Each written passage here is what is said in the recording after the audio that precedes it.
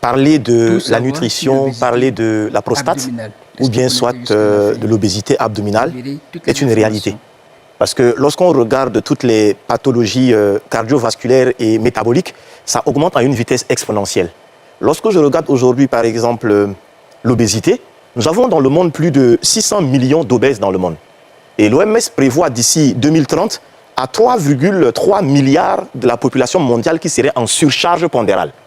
Donc, s'arrêter un temps soit peu et en parler, et surtout prendre des dispositions au niveau préventif, est hautement important. D'où l'intérêt de l'émission. Et les mêmes choses concernant la prostate. Nous constatons aussi que beaucoup de personnes aujourd'hui en souffrent véritablement, et parfois même très précocement. Et quelles sont les véritables causes? Et surtout, comment en prévenir et comment diagnostiquer cela aussi très tôt? Je pense que nous en parlerons en profondeur. Et notre alimentation aujourd'hui, vous voyez que notre alimentation aujourd'hui véritablement pose un sérieux nombre de problèmes. Parce qu'en pensant être souvent parfois civilisés, nous souffrons des maladies de la civilisation. Et toutes ces pathologies que nous sommes en train d'en parler font partie des maladies dites liées à l'alimentation et liées à notre civilisation.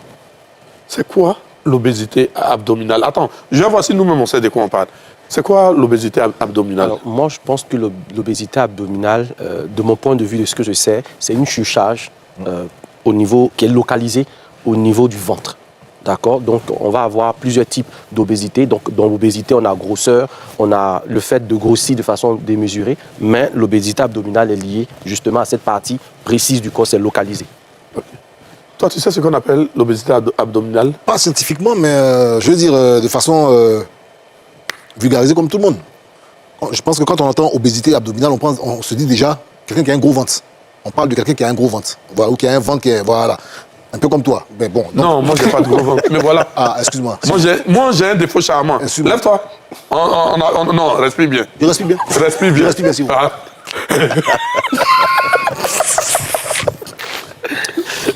Professeur, oui. C'est quoi l'obésité abdominale? Alors, pour mieux comprendre même l'obésité abdominale, il serait intéressant de définir c'est quoi d'abord l'obésité même. C'est quoi l'obésité? Alors, l'obésité, c'est un trouble métabolique dû à des répartitions des tissus graisseux au niveau de l'organisme. Et il y a 3 types d'obésité. Il y a l'obésité dite l'obésité gynoïde ou fémorale. Ça, c'est beaucoup plus chez les femmes.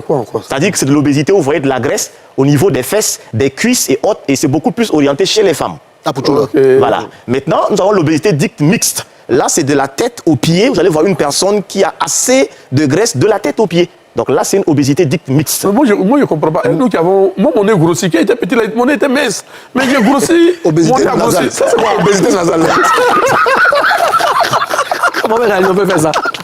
Mais il demande, je réponds. Ça, il y en a 3. Mais comment on répond? Quand j'étais petit, mon nez était mince comme ça, bien long là. J'ai grossi, moi. Je ne comprends pas.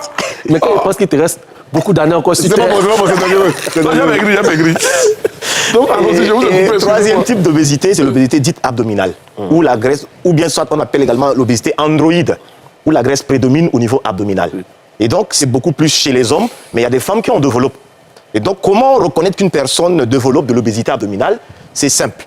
Aujourd'hui, on peut utiliser simplement un mètre ruban. Voilà. Lorsque vous allez chez un couturier, c'est de prendre un mètre ruban et on mesure les tours de taille. Et donc, le mètre ruban passe au niveau de l'ombilic. Il ne faudrait pas que ça puisse être trop serré ni trop lâche. Et donc, vous mesurez les tours de taille. Et lorsque vous voyez que c'est déjà supérieur à 90 cm, à ce niveau, vous êtes en train de développer de l'obésité dite androïde ou bien abdominale. Et lorsque ça dépasse 100 cm, le risque de développer les pathologies cardiovasculaires est véritablement accru. Mais nous, on est balèze là. Moi, même si j'ai maigri, ça a dépassé. Alors, effectivement, en fait, le problème, c'est que nous avons des tissus graisseux, mais le risque même de l'obésité abdominale, c'est lorsque, au-delà de l'aspect de la peau que vous voyez, à l'intérieur de l'intestin, lorsqu'il y a beaucoup de la graisse à l'intérieur, c'est là où le risque est tellement accru. Waouh. Malheureusement, aujourd'hui, beaucoup de personnes en développent. Il y a assez de causes qui conditionnent le développement de la graisse au niveau abdominal. Ces causes, nous avons d'abord notre alimentation aujourd'hui. Quels sont les aliments qui favorisent l'obésité abdominale? Alors, déjà... Ça, je vais demander à la caméra de zoomer sur vous, parce que moi-même, je vais regarder encore cette émission pour prendre note. Alors, ce que nous devons savoir, c'est que sur le plan alimentaire, le fait de consommer beaucoup ce qu'on appelle une alimentation pro-inflammatoire. C'est quoi une alimentation pro-inflammatoire? Vous savez, lorsque Dieu nous a créés, le pH de notre sang est basique, c'est de 7,4. Lorsque le pH du corps est inférieur à 7, on dit qu'il est très acide. Donc nous devons, ce que nous apportons à l'organisme doit permettre de garder le pH du corps alcalin. Dès lors que notre corps est très acide, ça amène le corps, pour se défendre, à produire du gras. Donc le fait d'avoir par exemple une forte consommation de la viande par exemple, une forte consommation de la viande rend le corps acidifiant. Le fait d'avoir une forte consommation par exemple aussi des aliments sucrés raffinés. Le corps, lorsque ton taux, la glycémie est élevé, le corps pour se défendre, le pancréas produit de l'insuline. L'insuline est une hormone de croissance. Et donc, lorsque tu consommes beaucoup du gras, l'excédent du sucre se transforme en gras et se stocke dans le corps. Et l'élément, le lieu où le corps va beaucoup plus choisir chez les hommes, c'est d'abord au niveau de l'abdomen. Donc, lorsque tu es là, par exemple, et que le matin, tu manges un pain, un long pain, un pain au condiment, un long pain au condiment, à 10 heures, tu prends une grande quantité d'aloko, à midi, tu prends 3 boules de foutou, et puis à 20 heures, tu prends encore, je ne sais pas, une quantité énormissime d'attiqué, et tu le manges comme ça pendant des jours et des mois, sans toutefois dépenser ce que tu as mangé. Et donc, ça crée un déséquilibre. Et donc, l'excédent du féculent, là, va se transformer en graisse. Il va commencer à se repartir. Et le lieu idéal que le corps va choisir chez les hommes, c'est d'abord au niveau de l'abdomen. Donc, ça, c'est d'abord cela. Maintenant, un autre élément, c'est que le fait aussi de manger aujourd'hui, on n'aime pas prendre le petit déjeuner. Aujourd'hui, même souvent à midi, on n'a pas le temps de manger. Et donc, on oriente notre alimentation que le soir. Il rentre le soir, il a une petite quantité de sauce, mais une quantité énormissime, peut-être de riz, ou bien soit de foutou. Et donc, tout ce que nous mangeons le matin, on le brûle dans la journée. Mais tout ce que nous mangeons le soir, malheureusement, ça se stocke. Et entre 20h et 21h30, il y a une hormone qu'on appelle la mélatonine. C'est l'hormone du sommeil. Dès que cette hormone est sécrétée, le mouvement de péristaltisme, c'est-à-dire que le mouvement de l'intestin, est au ralenti.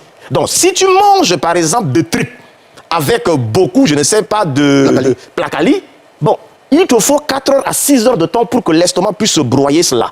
Et donc, comme il est en mouvement mode ralenti, il va laisser se stocker et maintenant, les gras, c'est-à-dire que l'huile et tout cela va se transformer en graisse. Donc, il va falloir réapprendre à manger totalement. Donc, l'alimentation est un des éléments. Un autre élément, c'est aussi les boissons. Les boissons. Je commencerai par l'eau. Vous savez, lorsque le fœtus, dans le sein maternel, nous sommes enveloppés du liquide amniotique. Donc nous sommes comme des êtres aquatiques. Donc lorsque le bébé vient au monde, il est composé de 80% d'eau. Maintenant, à l'âge adulte, la quantité d'eau redescend jusqu'à 70%. Donc notre corps fonctionne avec de l'eau. Dès lors que tu ne bois pas assez d'eau, le corps, pour se défendre, produit du gras. Ça, beaucoup de gens ne le savent pas, par exemple. Donc, parfois, tu vas voir, tu fais ton bilan lipidique, on va te dire que tu as un problème de cholestérol, mais le corps, pour se défendre, lorsque tu es dans un état de déshydratation, il produit de la graisse. Donc, si tu ne t'hydrates pas assez, tu ne bois pas assez d'eau, le corps va produire de la graisse. Donc, le problème de ne pas boire assez d'eau est aussi une des causes. Autre chose, en matière de boissons, c'est les boissons alcoolisées. Parce que lorsque nous prenons de la bière et autres, ils produisent aussi des calories. Et donc, le corps, qu'est-ce qu'il va se passer? L'excès de ces calories-là se transforme en graisse. Donc, une forte consommation des boissons alcoolisées peut induire également la production des gras. Un autre élément, c'est le stress. Vous savez, lorsque nous sommes stressés à cause de ce que il y a des objectifs à atteindre dans la vie et autres, et donc ces objectifs-là, parfois, nous soumettent à de stress. Tout le monde fait face au stress. Mais comment nous arrivons maintenant à juguler et à gérer nos émotions? C'est en fait là le problème. Lorsque tu es soumis à des épisodes de stress criards, tu produis une hormone qu'on appelle le cortisol. Maintenant, le cortisol, pour produire le cortisol, il faut d'abord produire le cholestérol. Donc, quand tu es souvent stressé, toi-même, tu pousses ton corps à produire de la graisse. C'est pourquoi aujourd'hui, vous allez voir la personne, il va te dire que bon, je mange vraiment équilibré, autre. Mais si tu n'es pas équilibré au niveau psychologique et que tu as beaucoup de kilos émotionnels, ça veut dire que tu produis beaucoup de déchets toxiques dans le corps. Et pour les cortisols qui sont sécrétés dans le sang, il te faut 4 heures de temps pour que le taux de cortisol la chute dans le sang. Donc imagine que si toute une journée tu es stressé, tu es en colère et que le pic de cholestérol reste toujours élevé, le plus de cortisol reste élevé, ça veut dire que ton corps est tellement acide que même le gras qui est produit là, pour qu'il puisse être brûlé et sortir de ton corps, ça pose un sérieux problème. Donc c'est tout cela qui conditionne et au fur et à mesure, nous commençons à produire de la graisse. Et le dernier élément, c'est l'insomnie. Nous ne dormons pas assez. Nous avons des dettes criards de sommeil aujourd'hui. Et lorsque tu ne dors pas assez, il y a des hormones qu'on appelle la leptine et la gréline. C'est l'hormone de la satiété et de la faim. Donc lorsque tu ne dors pas assez, ces hormones-là ne fonctionnent pas bien. Donc le corps, pour se défendre dans la journée, il va produire le cortisol là et il va produire de la graisse. Waouh, Mohamed Ali, comment tu te sens après avoir écouté tout ça? Écoute, déjà, je suis